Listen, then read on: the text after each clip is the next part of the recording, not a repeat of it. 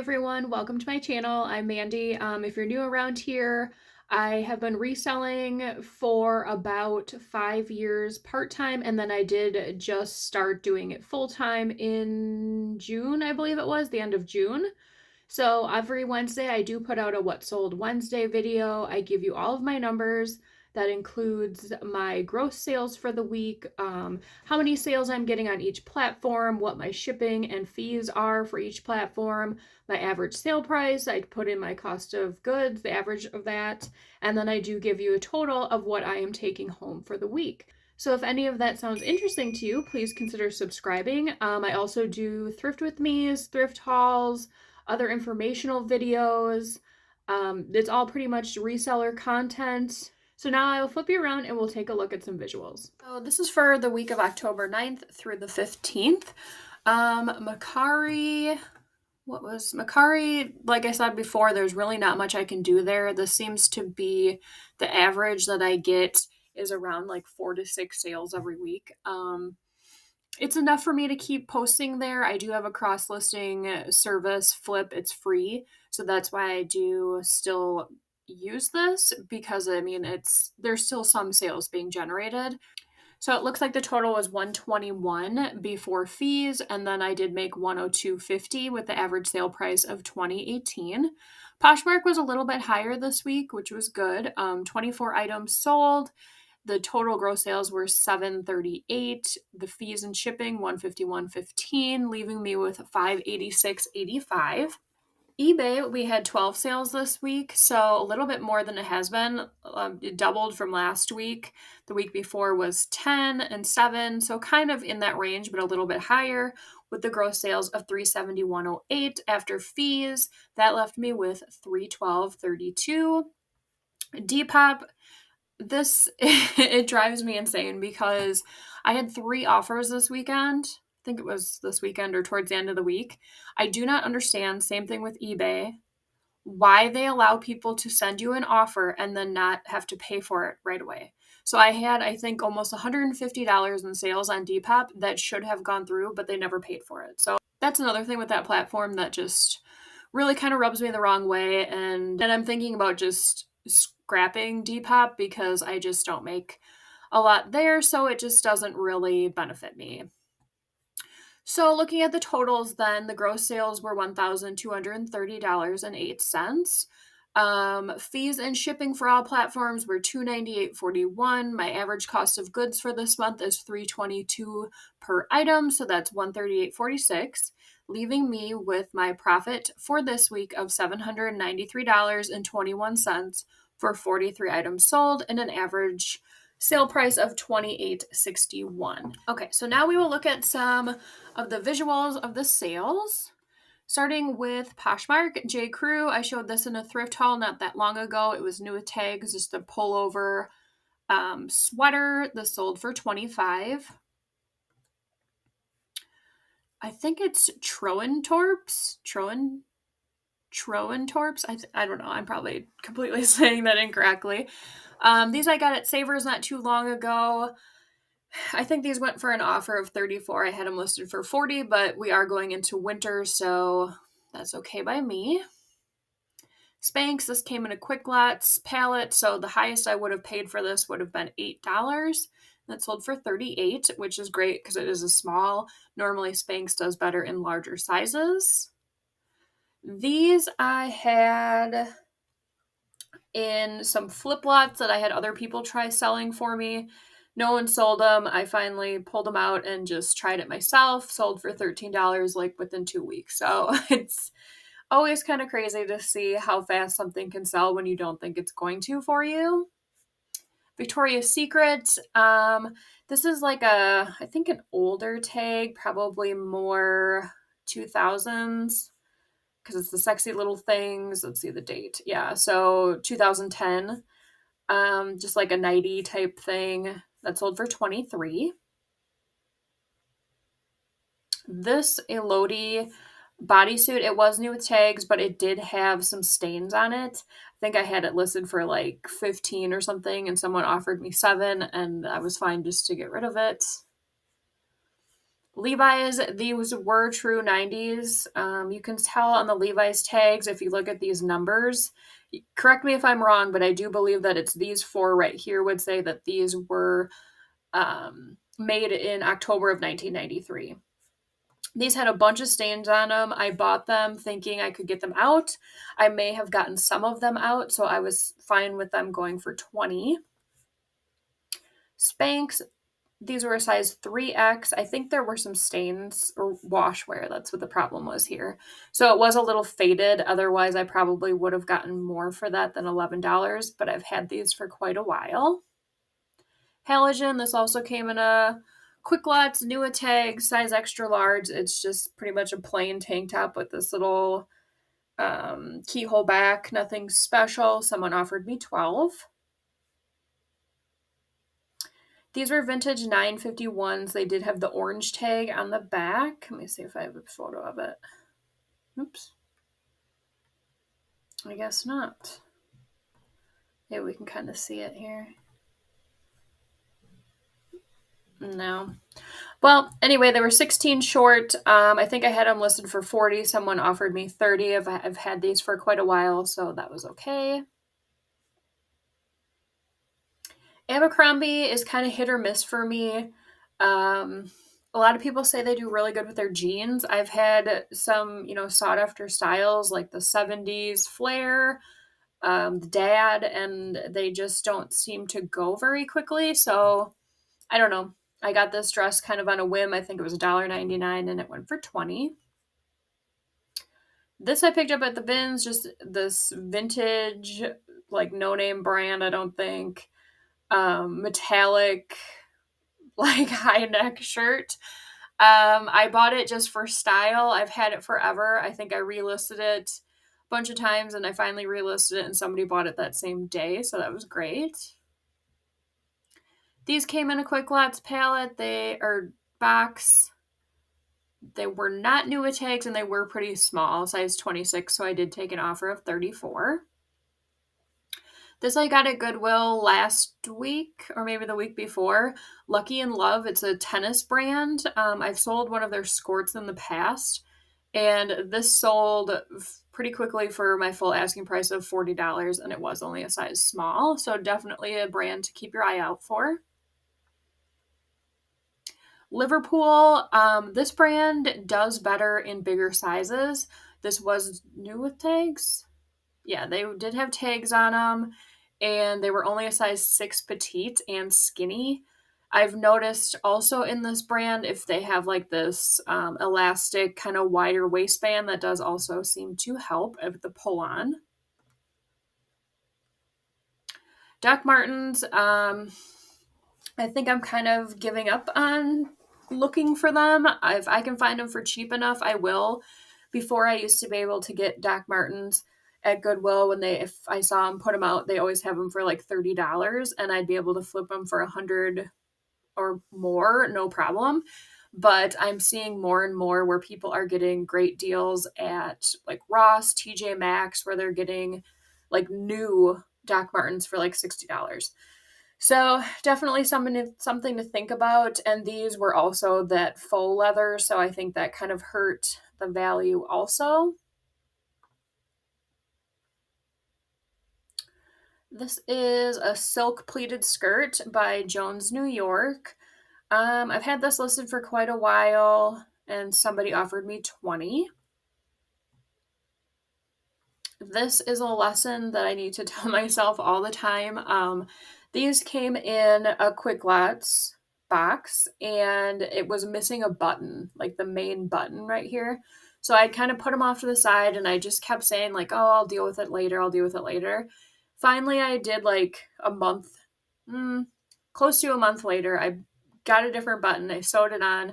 I listed it, and I'm not kidding you, within probably 20 minutes, somebody offered me 125, and I took it. So that is your lesson, that if you have items that are sought after and they go for good money, fix them, clean them, whatever you have to do, and just get it done and list them. J. Crew, this came in a flip lot, is size small or size 0. It was this really pretty gray, they call it a cocoon coat. It was wool, really soft. That went for $50. I've had this bra forever. I did just learn how to pronounce this brand, Cacique. It's from Lane Bryant, I do believe, and it's mainly plus size or only plus size bras. Probably 3 years ago, any of these bras that I picked up would sell almost immediately. I don't know kind of what's going on. Same things happening with Torrid. Like I said last week, I think that there's just like a new normal of comfort, and people just don't want push-up underwire bras anymore. So I definitely am kind of looking more into the bras before I pick them up to try and flip them. These I picked up at the bins. I'm not even sure what this brand is. NRG Barco uniforms. Nothing special. They were new with tags. That's why I picked them up, and an extra large. These I got at Goodwill, I think for only $7.99. These are super chunky, great for the Y2K 90s look. They did have some damage too that I did note, or I have pictures of in the listing, like it's kind of peeling a little bit in the back. And those went for my full asking price of $65. This I also got at the bins. Definitely something to look into if you don't currently sell blazers. Definitely men's blazers. I've had luck with Calvin Klein, Ralph Lauren. Anything that's silk, cashmere, wool, or a blend of the three definitely seem to do better. I kind of stay away from pinstripes just because I don't know how easy it is to kind of match that with pants. And I don't know that many people are wearing like a pinstripe blazer with a solid pant. I don't know. But that's just kind of why I stay away from that. Or anything that looks a little bit more quirky is something I always look into as well. So this one sold for an offer of $30. Echo and Vo, I think this is like an older label, but I'm not sure. Definitely kind of your whimsy goth look in this corset top, and that sold, I think, for my full asking price of $16. Now onto Mercari. Connected apparel. This came in a Quick Lots box. It was new with tags. I took an offer of $27. I did have it listed for $35. Just happy to see that go. This I picked up at Savers not that long ago, Chicago Bears. It's just like a plaid button-up shirt, and I took an offer of $20, and I had it listed for $30, which was probably a little high. I went through a period of time, which I'm sure a lot of people did, with the bleach dyeing. So anytime I would find kind of a cool graphic shirt that maybe had a little bit of a stain or some sort of flaw to it, I would like put them all off to the side and then one day just do a big bleach dye. So I do have a couple left. Most of the other ones I've brought into Plato's and they've taken. This was just a youth sized extra large.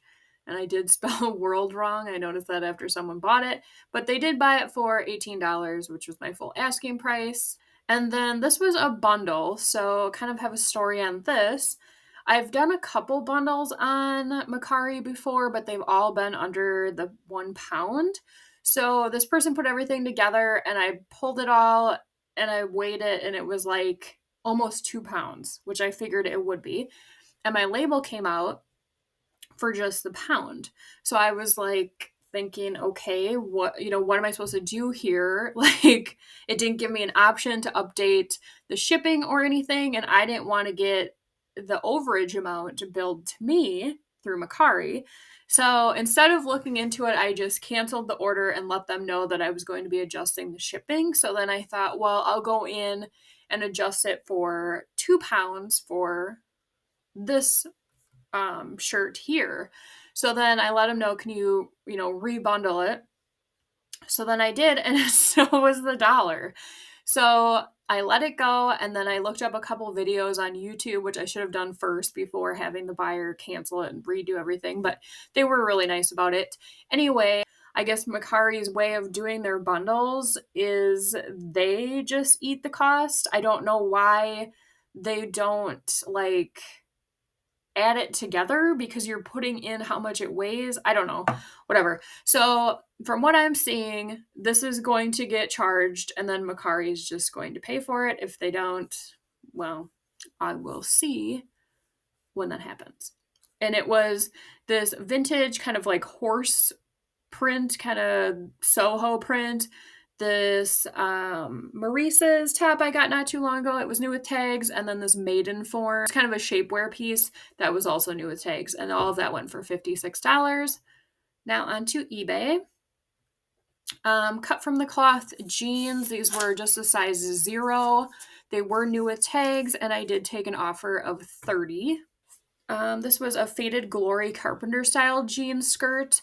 Maxi jean skirts are super in right now, so if you have any, make sure to get them listed. If you see them, I would probably pick them up. And I did take an offer of $18. Everlast, I did pick this up on my first Goodwill bins trip. And this one, they did pay the full $20. Burton, this was like kind of like a thinner vest, and I've had this for quite a while. They ended up paying full price for $25 for that one. Toad & Co., I took an offer of $20 on this one. I've had this dress for a while. I'm kind of staying away from this brand. It just doesn't seem to do great for me anymore. So happy to see that go. Knox Rose, this was an auction. I have some lower price items that I am putting up for auction for pretty cheap in hopes that it kind of generates more people into my closet, just to kind of get rid of things that Plato's really isn't interested in. I don't want to send a thread up because they don't take it. So this is kind of my way of like a last chance before I put it in my rummage sale at the end of the year or in the summer and spring. So this one went for $9.99, which is okay. Nordstrom, this was a turtleneck wool sweater. I don't believe it was new. No, pre-owned. This also came in a Quick Lots box, and I took an offer for $32. Susan Graver, this was a brand that I've just kind of been slowly buying certain pieces for, only plus size. I mentioned, I think last week, that I went to that rummage sale where that lady had a bunch of this brand and some others, so it is selling nicely, and it did sell for an offer of $21. Fender, just like the guitar brand, t-shirt, new with tags, nothing special. I took an offer of $12. Eddie Bauer, it was a velvet vest. This I picked up at the bins, and they did offer me $18, and I took that. J. Peterman, I talked about this brand in a thrift haul not that long ago. Always does super good for me and sells for full price all the times I've had it. I'm not sure if this is only offered online. I don't think I've ever seen it in a store. I could be wrong about that. And it does seem that plus sizes do better.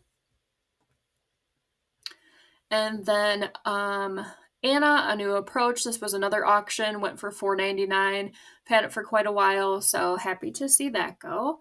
And then I did also want to add on here, I'm going to show you in just a minute, my earnings report from the RealReal. I know I do talk about that, but I don't really show you anything. So last month, this is what I got paid out for. London Fog I've talked about a couple times. I always pick up their trench coats at the bins as long as they're in good condition, men's or women's.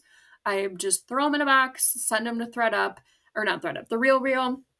And this one I got $18.40. So for getting it at the bins and then putting it in my inventory and putting it in a box, I got $18.40. Lafayette $148.